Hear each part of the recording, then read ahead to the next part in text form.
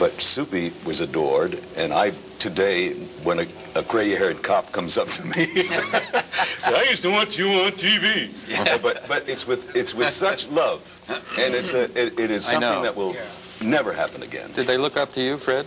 I don't know if they looked up to me or not, but I know that many times I'm amazed. Yeah, many times in my real estate business today, the people will be sitting across the desk from me, and I'm talking about homes and real estate and so forth. And young person, 30, 32, 33, and they're not listening to a word I'm saying. They're saying, "I've got to stop you. You're in our past someplace. You've got to find out who are you, you know." And then I tell them and so forth. But one incident, Stu, I think is sort of, I think depicts the type of contact or communication we had with our kids. I was at Palisades Amusement Park one day on a Saturday morning at a personal appearance. Long line of kids, and this one little boy about 5 years old comes along in the line. I go down on my knee and I said, "Hi there, Sonny, how are you?"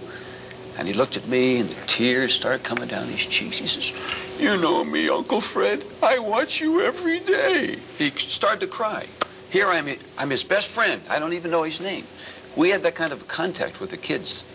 Doesn't exist anymore. I was doing an appearance.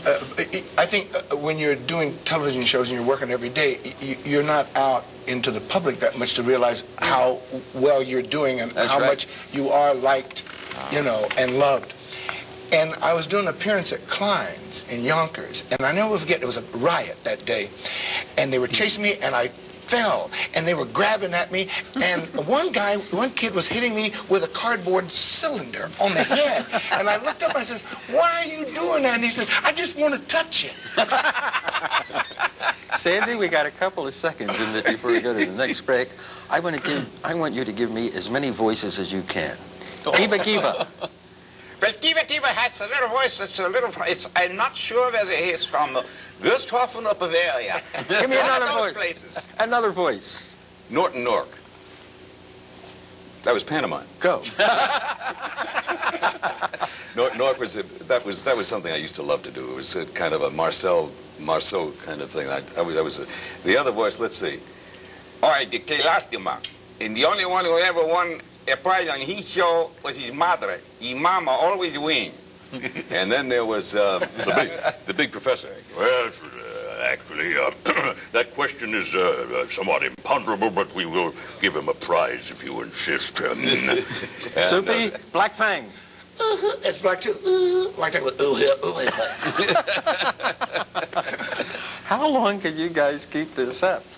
I mean, wasn't there a point at Yeah, we were all fired. Does that happen? Where did you find? No. Actually, I think our budgets outdistanced our. You know, they equated it in terms of the bottom line. There's a lot of that still going around. Yeah. And, we'll be back in a minute.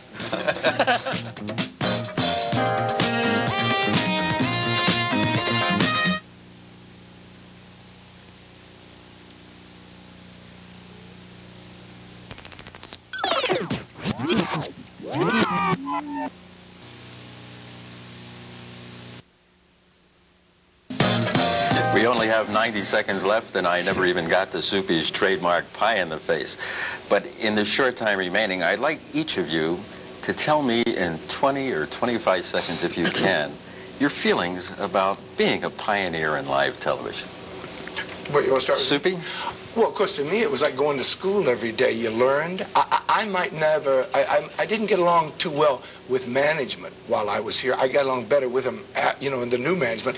But I'll tell you one thing, the engineers and the stagehands here at NEW were the best I've ever worked with in my life, and I've been in the business 38 years, and it was a pleasure, and you look forward to going into work every day, and everybody had that great excitement, and that was to put on the best show and to have a great time doing it, and it really is, that's my feelings on it. Sandy? I must say that I have never had, or never will again have an experience, the kind of experiences I had here, and what I think Soupy was alluding to was it was familial. John Scott, who was an engineer who died recently, and one guy who could break. I just have to look at that face of his, and with a deadpan. I loved them all. Eddie Corrigan, who was a stagehand. These people all worked with you, and they enjoyed it. And it was, I look forward to being here, doing that show. The Frank Keens and the Ralph Spinardis. John Scott did it to me on the news live many times. Fred? Well, I agree with both Sandy and Soupy that the feeling we had of family here at Channel 5 over all the years is really great. And another thing, I felt like I was in summer stock in the early days, 48, 49, 50, because you were doing everything live for the first time. You're doing everything, going from one set to the other, back and forth. I would work 8 shows a day, 14 network shows a week. Fun, live, and exciting. You don't have it anymore. Well, you're still part of the family, and it's been a treat for me to welcome you back. This is Stuart Klein. Thank you for joining us.